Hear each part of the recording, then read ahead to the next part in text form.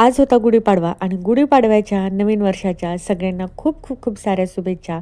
नवी उमेद, नवीन आशा घेऊन हे वर्ष तुम्हाला सुख आणि समाधीचं जावो, हीच ईश्वरचरणी प्रार्थना.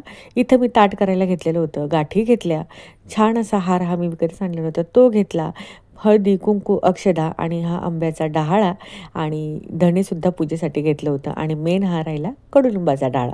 तो सुद्धा आमच्या आहोंनी सकाळी घेऊन आलेले होते. इथं प्रसादासाठी हरभऱ्याची डाळ, गूळ आणि कडुलिंबाचा पाला ते सुद्धा करून घेतलं. तुम्ही अजून काय घेता पूजेसाठी हे मला नक्की कमेंट करून सांगा. छान असं पूजेचं ताट रेडी करून घेतलं. इथं आमचे अहो आणि आदर्श हे ना गुढी उभारायच्या तयारीला लागलेले होते. तर इथं छान अशी ना साडी नेसवली, हार, गाठी सगळे करून गुढी उभा केली. मी नंतर छान पूजा केली. आता इथं मी साडी नेसणार होती, तर अहोंना आज लवकर जायचं होतं. अहो म्हणले, "राहू दे, नवीनच ड्रेस घातलाय ना, मग कशाला साडी घालतेस?"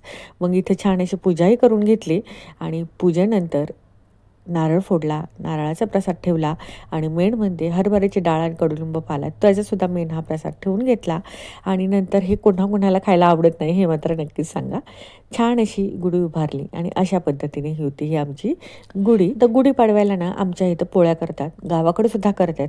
तर कोणी कोणी इकडे पुण्यामध्ये बघा श्रीखंडपुरी करतात. तर तुम्ही काय करता हे पण मला नक्की कमेंट करून सांगा.